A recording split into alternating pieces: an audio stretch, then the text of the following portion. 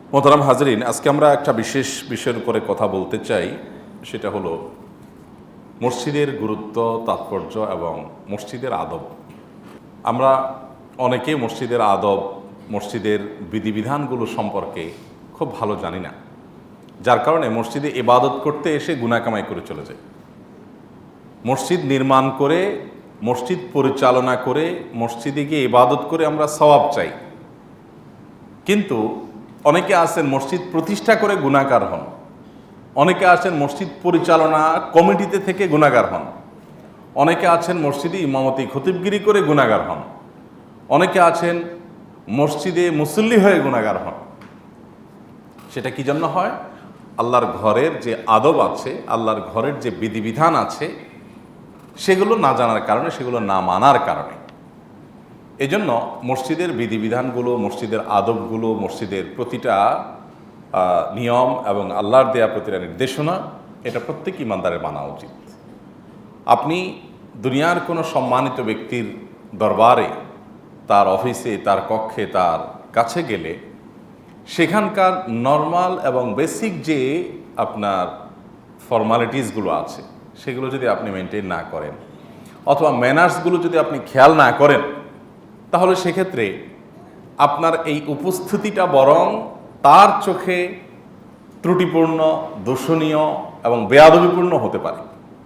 অনেক ক্ষেত্রে আপনি না আসলে এক ধরনের বিষয় থাকতো, আসার ফলে বিষয়টা আরও জঘন্য হয়ে যায় যদি সেই ম্যানার্সগুলো রক্ষা করা না হয়। আহকামুল হাকিমিন আল্লাহ সুবহানাহু ওয়া তাআলার ঘরের ক্ষেত্রে এই বিষয়গুলো আরও অনেক বেশি গুরুত্বপূর্ণ। কোরআনে হাকিমে আল্লাহ সুবহানাহু ওয়া তাআলা মসজিদ সম্পর্কে অনেকগুলো আয়াত নাজিল করেছেন। আল্লাহ সুবহানাহু ওয়া তাআলা এক জায়গায় বলেছেন, লামাসজিদুন উসসিসা আলা তাকওয়া মিন আউয়াল ইয়াউম।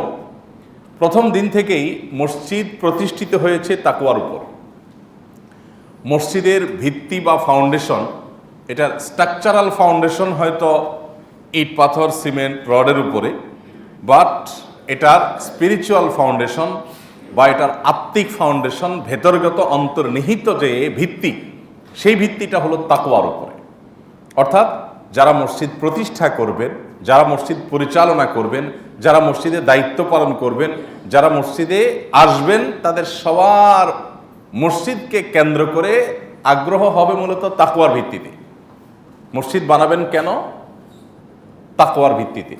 মসজিদ পরিচালনা করতে আসবেন কেন? তাকওয়ার ভিত্তিতে। মসজিদে চাকরি করতে আসবেন কেন? তাকওয়ার ভিত্তিতে। মসজিদে নামাজ পড়তে আসবেন কেন? তাকওয়ার ভিত্তিতে, আল্লাহ ভীতির ভিত্তিতে, আল্লাহর কাছ থেকে সওয়াব প্রাপ্তির আশায়।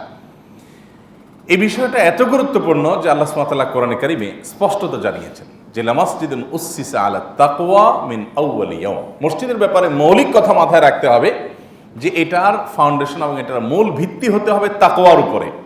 টাকা পয়সা দিয়ে মসজিদ নয়, বরং তাকওয়া দিয়ে মসজিদ বানাতে হবে। মসজিদের স্ট্রাকচার তৈরি করার জন্য টাকা পয়সার দরকার হবে, সেটা ভিন্ন বিষয়, কিন্তু মসজিদ প্রতিষ্ঠার পেছনে, এটার পরিচালনার পেছনে, এটাকে গড়ে তোলবার পেছনে মৌলিক শক্তি থাকবে তাকওয়ার শক্তি, তাকওয়ার প্রেরণা। এটি হলো আদর্শ মসজিদের জন্য প্রথম শর্ত। আমাদের প্রিয় নবী সাল্লাল্লাহু আলাইহি সাল্লাম মদিনায় আসার পর সর্বপ্রথম কাজ করেছেন মসজিদ নির্মাণ। প্রথম কাজ। মক্কা থেকে হিজরত করে যখন মদিনায় আসলেন, তিনি প্রবেশ করেছেন কোন এলাকা দিয়ে? কুবা এলাকা দিয়ে। মসজিদে কুবার কথা আমরা অনেকে জানি।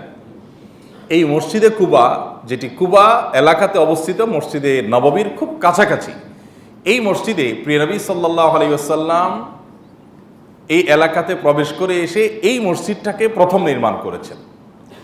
তার হাতে নির্মিত প্রথম মসজিদ। এজন্য এই মসজিদে কুবায় গিয়ে কোনো নামাজ পড়লে আল্লাহ সুবহানাহু ওয়া তাআলা একটা উমরার সওয়াব দান করেন। নবী করিম সাল্লাল্লাহু আলাইহি সাল্লাম সপ্তাহে শনিবারে, মঙ্গলবারে, আরও বিভিন্ন দিনে, এই দিনগুলোর কথা স্পেসিফিকলি হাদিসে আছে, এর বাইরে আরও বিভিন্ন দিনে এসে এসে মসজিদে কুবাতে নামাজ পড়তেন। এই মসজিদে কুবার কথাই আল্লাহ বলেছেন যে এই মসজিদটা নবী করিম সাল্লাল্লাহু আলাইহি সাল্লাম যে তৈরি করেছেন, এটার ভিত্তি ছিল তাকওয়া, এবং তাকওয়ার ভিত্তিতে এটা তিনি তৈরি করেছেন। এই কথাগুলো আল্লাহ তাআলা এই জন্য বলেছেন যে আরেকটি মসজিদ মদিনায় নির্মাণ করা হয়েছে, যেটা মুনাফিকরা করেছে, সেটার নাম ছিল মসজিদে দিরার। মসজিদে দিরার বা ক্ষতি সাধন করবার জন্য ষড়যন্ত্রের মসজিদ ছিল। সে মসজিদের উদ্দেশ্য ভালো ছিল না, তাকওয়ার উপরে ভিত্তি ছিল না।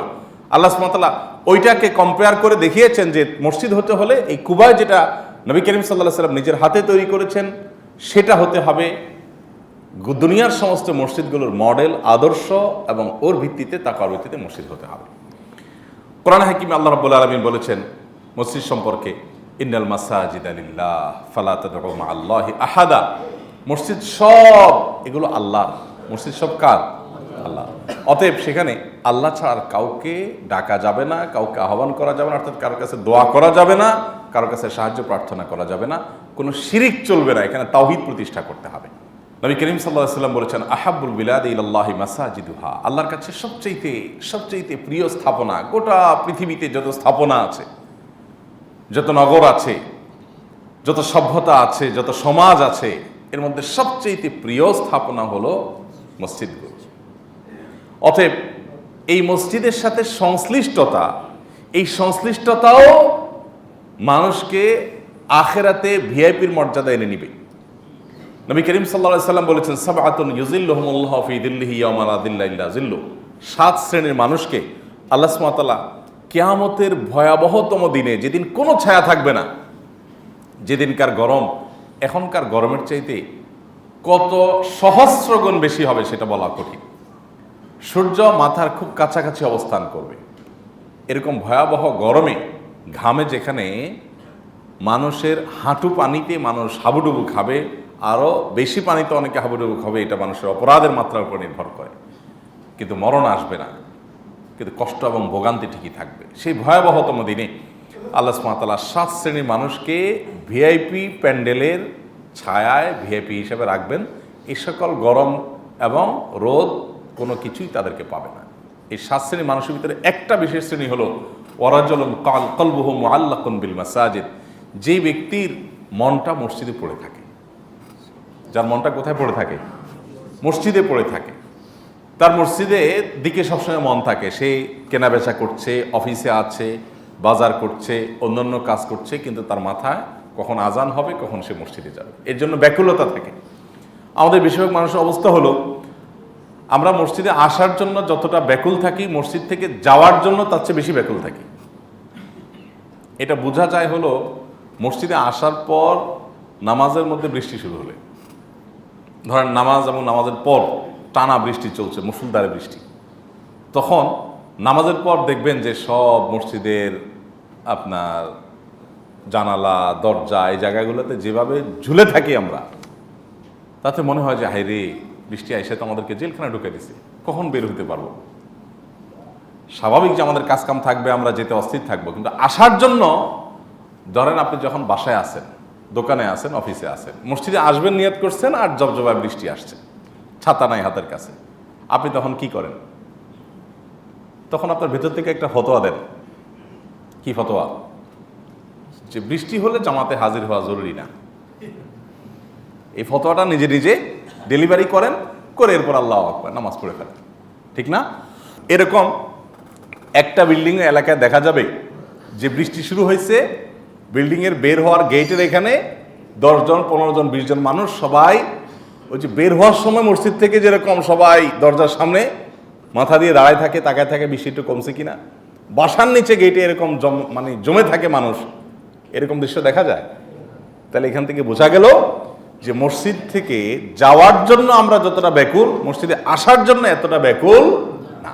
সমাজে কিছু মানুষ, সব সমাজে আছে যারা এর ব্যতিক্রম, যারা মসজিদে আসার জন্য অনেক ব্যাকুল, অনেক অস্থির।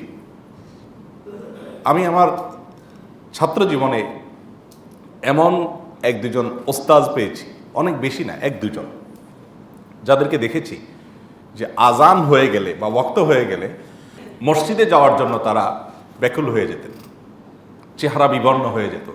প্রিয় নবী সাল্লাল্লাহু আলাইহি ওয়াসাল্লাম, তার অবস্থা ছিল যখন সালাতের ওয়াক্ত হতো তখন তিনি কাউকে চিনতেন না, ব্যাকুল হয়ে যেতেন মসজিদে যাওয়ার জন্য। আম্মা জান আয়েশা রাদিয়াল্লাহু তাআলা আনহা, তার সহধর্মিণী, সবচেয়ে প্রিয় মানুষ, কাছের মানুষ, একবার প্রিয় নবী সাল্লাল্লাহু আলাইহি ওয়াসাল্লামের অবস্থা এরকম হয়েছে যে আয়েশা রাদিয়াল্লাহু তাআলা আনহাকে তিনি চিনছিলেন না। তখন আয়েশা রাদিয়াল্লাহু তাআলা আনহা বললেন, নবী করিম সাল্লাল্লাহু আলাইহি ওয়াসাল্লাম জিজ্ঞেস করলেন, কে তুমি? বলল, আমি আয়েশা। চিন্তা করেন, মানে পরিস্থিতিটা একটু বোঝার চেষ্টা করেন, উপলব্ধি করেন, মেলাবার চেষ্টা করেন যে একটা মানুষের অবস্থা কেমন হলে নিজের সবচেয়ে প্রিয়তমা স্ত্রীকে চিনতে পারছেন না। কে তুমি? আয়েশা। আয়েশাকে চিন্তা করেন। আবার জিজ্ঞাসা করছেন আয়েশাটাকে, বলে যে আবু বকরের মেয়ে। বলে যে আবু বকরকে? বলে যে আবু কুহাফার ছেলে। আবু বকরকে চিনে না, সবচেয়ে প্রিয় মানুষটাকে চিনে না, এবং নিজের স্ত্রীকে চিনছেন না, আবু কুহাফাকে চিনছেন না। তখন আসলে তারা ভড়কে গেলেন, আরে কি অবস্থা, উনি কাউকে চিনছেন না। অর্থাৎ যখন আল্লাহর ডাক পড়তো তখন অন্য কোনো কিছুকে তিনি চিনতে পারতেন না। এরকম বেচাইন, এরকম অস্থিরতা, ব্যাকুলতা আল্লাহর প্রতি